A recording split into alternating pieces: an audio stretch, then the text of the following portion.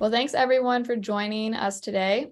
This is a live episode of Drift Happens. If you're coming to us from a recording, thanks for joining. I hope that you're able to watch the entire episode. So we have some exciting topics of discussion today. We're joined by Dr. Stefano, and he is the CTO and co-founder of thymia. And he's going to give you a brief intro to himself and to the goals of thymia. And then we're going to get into questions kind of surrounding AI and mental health. Stefano, thanks for joining us. Right. Thank you very much. Thank you for inviting me. I'm very happy to be here. Excellent. Can you give us a brief background to your story? So maybe a little bit of your background and then the founding of thymia. All right. Sounds good.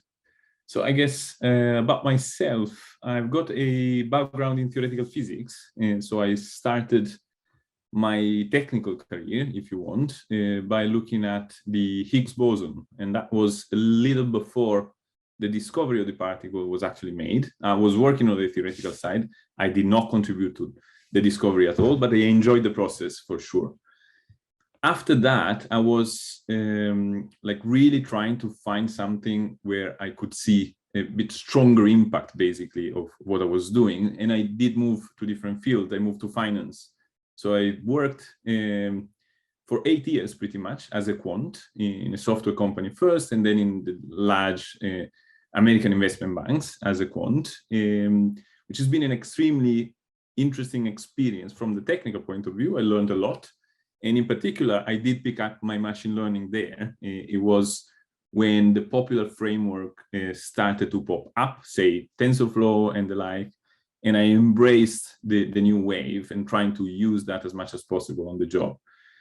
And it was all well and good, but wasn't happy enough on how I was using my energy.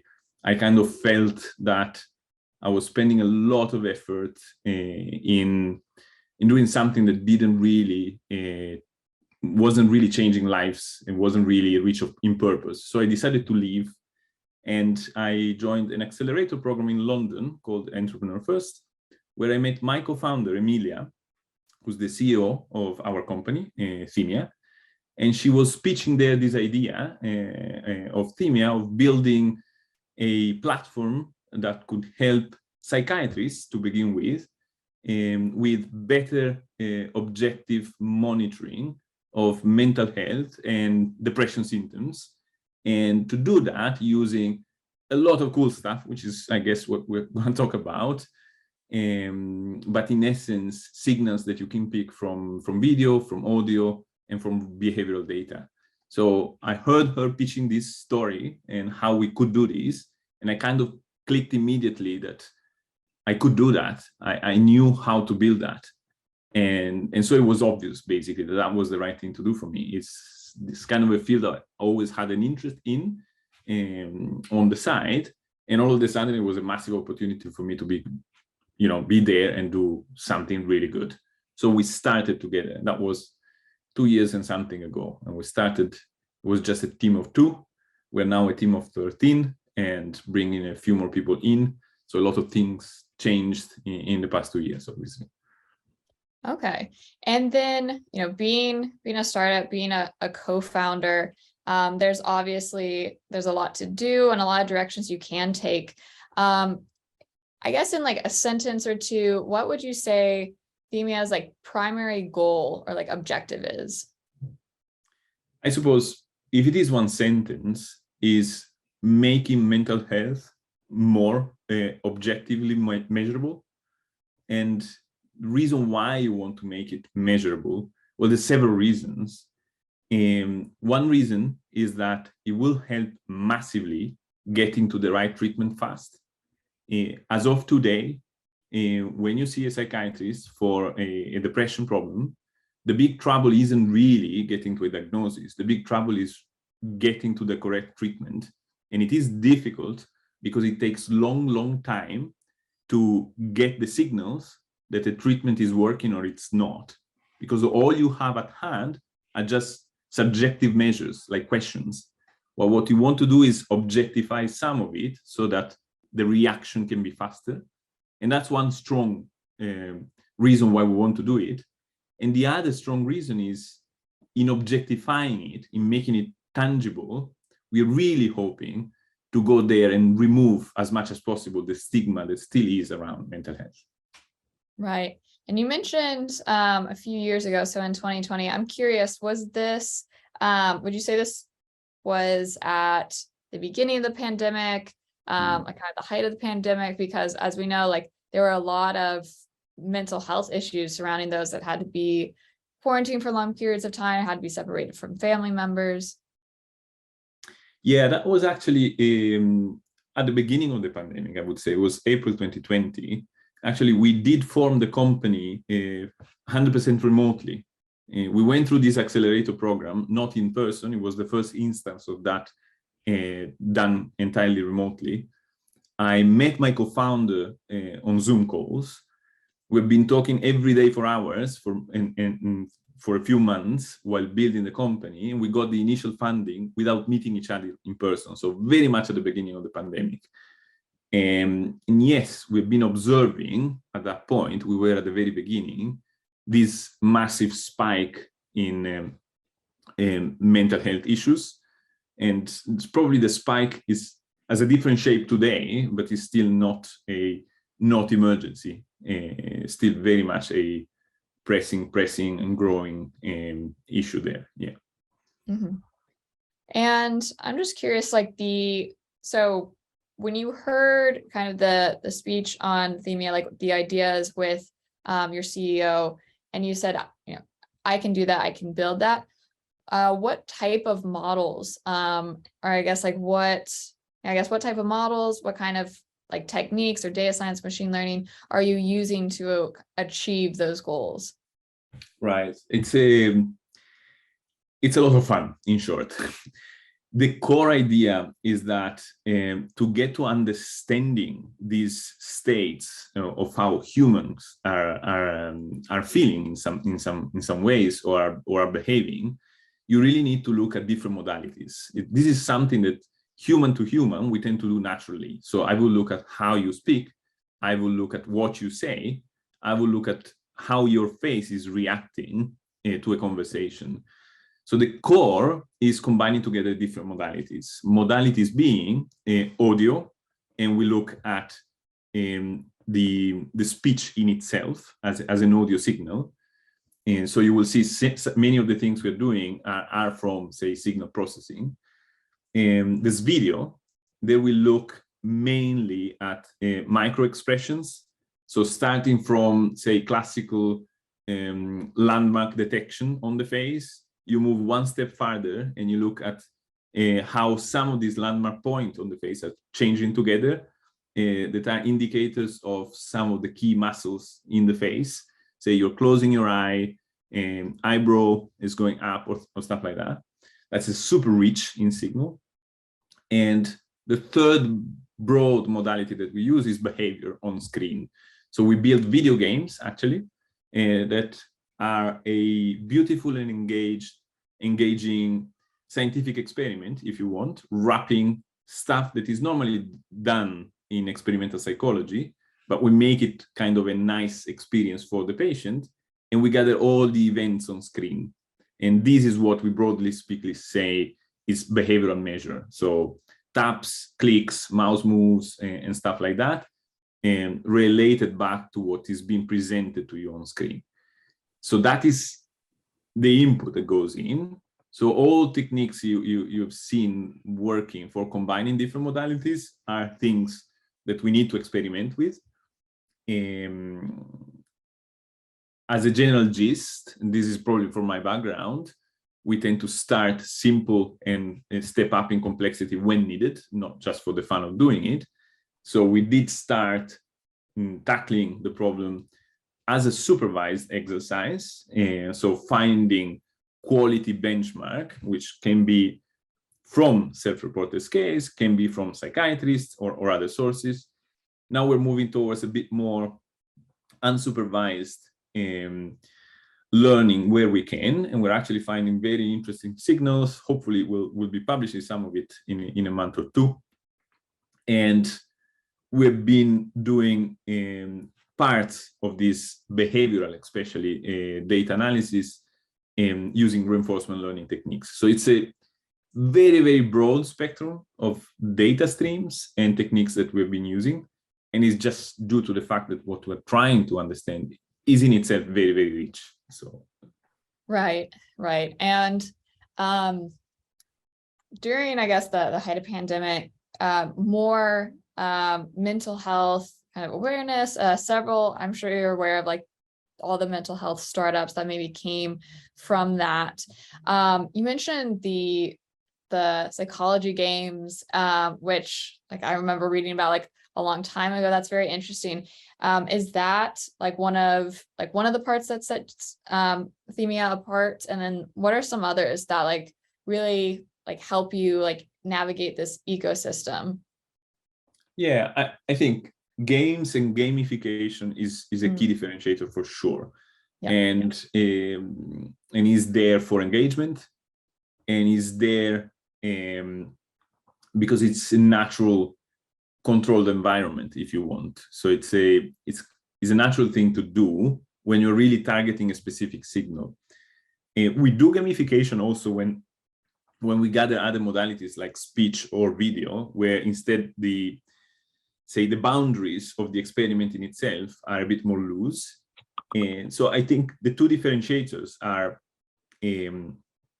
gamification on one hand and strong push on multimodality, which is not what other more diagnostic oriented companies have been doing. They've been kind of pushing deep on one of the modalities, which is an interesting exercise, but an exercise that can never touch the entire spectrum of depression symptoms, which is extremely, extremely rich. And some things you can only see from looking at how you behave. Some things you will see a lot better by listening to someone. So it's really combining things that makes it unique. Okay. Yeah, really finding those subtleties, I guess, along the way. And then in terms of kind of the fairness, the bias, being able to track all these things, because we were just talking about our backgrounds and in physics, and like with that, being able, to kind of, you can make initial assumptions, you can try and create these models, but now we're working with people. So what precautions did you have to take on like now, working with people and working with like their data? Yeah, I think this is a fantastic question. And this is a question that we should ask more and more, especially when talking about mental health. It's something that has been neglected too much. And we've seen a lot of bad press, which in the mental health tech space, which is something you need to then fight against and explain somehow why and how you're different. So I suppose you touched on a few key elements. One is doing things in an ethical way. We are not reinventing the wheel on that as well. And we leverage massively on the understanding on how you do these things in research settings, where you go out and define an experimental protocol, and you seek for an ethical approval from an authorized body, essentially, who will go there and really check what you are going to do with humans and make sure that that is fair and ethical, that it will not cause harm, and that is fit for purpose, and it's not doing more, so that you're not asking to do something with the intention of using the data in a different way in the future. So being very, very explicit, very, very transparent is key. Consent and transparency is key. And privacy, respecting privacy is absolutely key. So this is something that we have been really putting as part of our core values from the very beginning. The data we collect and use is collected and used just for providing the service back to the users, essentially, never for other lateral purposes, which I understand may be very tempting because we are dealing with extremely sensitive and valuable data, but we need to respect that. It is human data, it is the most sensitive data you may be handling. So we always put a lot of effort, and everyone that is joining, even just for an intern, will go through an extensive training about why you should respect data in general and what extra care you should take when it is human data involved, essentially. Okay. Yeah, because there's a lot around AI privacy, and especially in Europe, there's more towards kind of AI ethics, more laws being put into place, with the US kind of following their lead.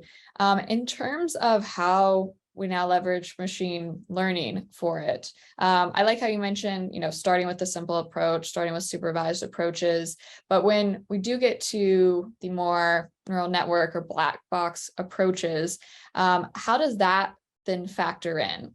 Even cases not as sensitive, some teams want to know how their model's making a decision. And I guess like with your use case, it's extremely impactful, the decisions it's making. So how are you going about testing these black boxes or like different ML algorithms for your use case? Right.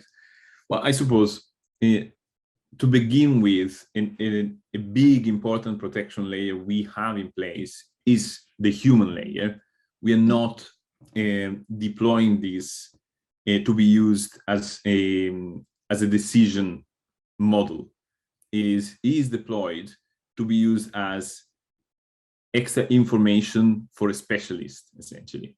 So it's like someone who can understand the result will have access to the results. It's not even presented back to the patients themselves, because you may actually achieve unintended effects. Like you can easily imagine, if you're tracking depression, feeding back that you are indeed depressed may not be a good idea. So first big protection is having an expert who's making actual decisions. I think this is super important. It was important in my previous career as a quant in finance. You may build whatever advanced model, but in the end, you always want a human taking some sort of responsibility who can press a button at some point. What happens with these things is that, yes, you do shift where the button should be pressed.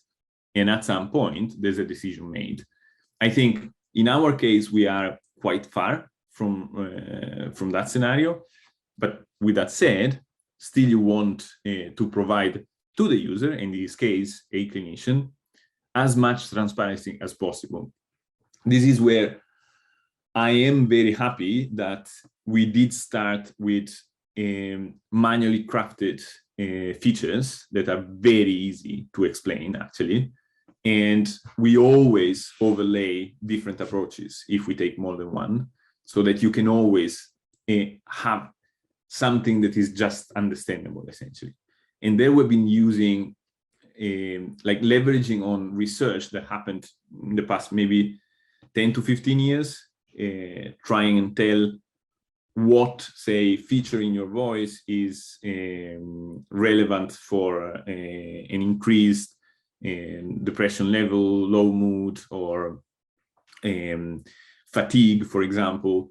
So these are strong handles. But yeah, like I agree, the more you go sophisticated, the more complicated it is to provide back transparency.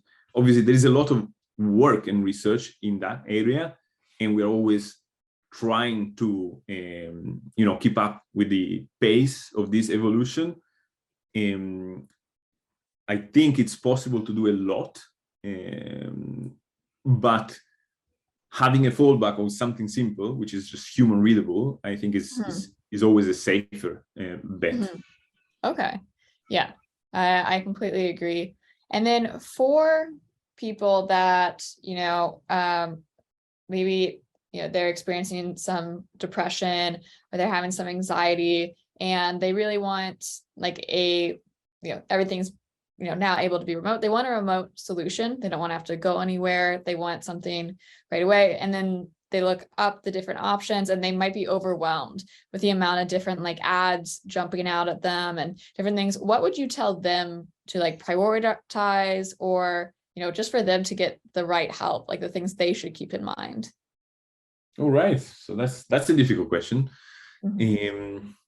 Yeah, this is not a question I'm probably able to add too much value on. So I guess, and to like, and to that point too, or like what to make sure that they see, like what's a green light? Because there's going to be a lot of these companies that are focused on making sure they get the best help possible, making sure, you know, everything's done ethically in the right way. And like the things that you talked about that you keep in mind, not every company is going to have the same priorities. So, and it's hard to see that right away. I'm just curious, like from your perspective, like for people that are looking at different options, if there's particular things that they should look for, like you said, like getting approved by certain bodies, like making sure you have, you know, everyone's like licensed, that human in the loop. Is there anything that they can look for to make sure that they're getting a good option for themselves? Yeah, I'm thinking if there's something easy, surely there's difficult ways, which is read carefully the privacy policy, for example. But it's not an easy answer, because it may be a 20 pages document that you are not in the best state of mind for really going dissect. Surely some information you can just look up for news and build up a view, but it's very difficult then to see if you're just being, you know, diverted by some random piece, or it's indeed something. I don't know if there's an easy answer on that. Like the right answer is really go and read details, but I think it's not an easy thing to implement. And that might just be the answer. The fact is that it's not an easy answer for it, which is the answer to most things in like the mental health space, especially the problems being solved. But I guess like you're saying, like either you kind of do the research or ask someone to help you like do the research, because that's pretty much the only way like they'll really know. Yeah, I mean, absolutely. Then there's a vast collection of different apps and different companies adding value in different parts of this space.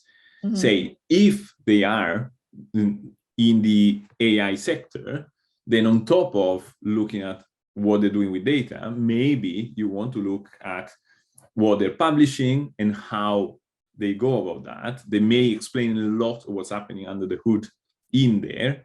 And some of the ways they've been treating data may be easier to read there. You may look at, are they publishing anything about the quality of what they have? Are they being transparent with respect to biases they may be encoding? And these may be, yes, red or red flags, essentially. If you don't see any of that, maybe you ask to a sales representative about that, and they don't say anything, or they try and ditch the question. That could be something. Okay, yeah, that's a good point. And then, so we talked about bias and we talked about fairness a little. So something that's for a lot of companies is this fairness through unawareness, where there's bias that sinks into these models. And so they say like, oh, I'm just going to remove all protected attributes.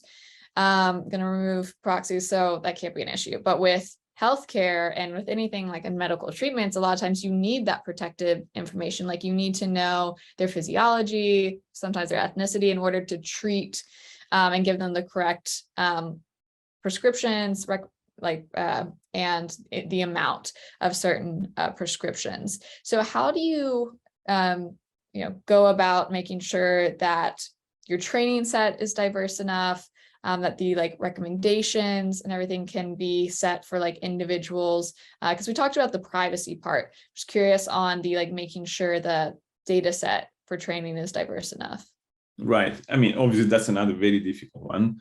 So for the data we are collecting directly, we try to control for all these factors and building as much as possible balanced data sets, at least try and guess the target population that we are going to deploy this towards. So if we do this in a certain country, we may know what a balanced set could look like.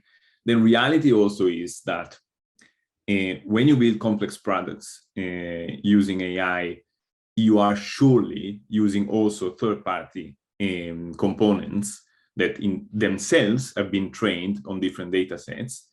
And what we're doing in that case is making sure that at the very least, we have transparency and understanding on what biases may or may not be there. So I think if you cannot remove a bias, at the very least, you should know that it's there, and you should be transparent and like project that down all the way to the user so that you know where bigger errors can be encountered, for example. This is the idea of the approach we have. So everything that is in our control, we try to design it to be as balanced as possible. And yes, those axes that you in other spaces may want to remove actually are extremely important. We need to know those things are important. Voice is changing. We're looking at facial expressions. So the quality of how computer vision algorithm may understand or not facial expressions is very much depends on ethnicity as well. It's not a big surprise. So it's important to know these things so that we can know where we are more confident on answers or where we are not. And so we should not make claims too big, essentially. Okay, great. And I know I've been asking you a lot of hard questions. You've been doing a fantastic job answering them. So hopefully my last question, is a bit easier because it's not going to involve the data. It's going to involve kind of your own experience. So having, kind of a variety of, previous roles. So having PhD in theoretical physics, being in the finance sector, being a quant, and then, becoming a startup like co-founder and CTO. I'm just curious, like from those previous roles, what things really helped you for your current roles? And then what things did you kind of need to like unlearn and relearn? It's interesting. Well, I think the common denominator is just a cocktail of math and programming, essentially. So that's something that enables you to do whatever technical thing you find interesting enough to spend energy. And then obviously different careers have different domains.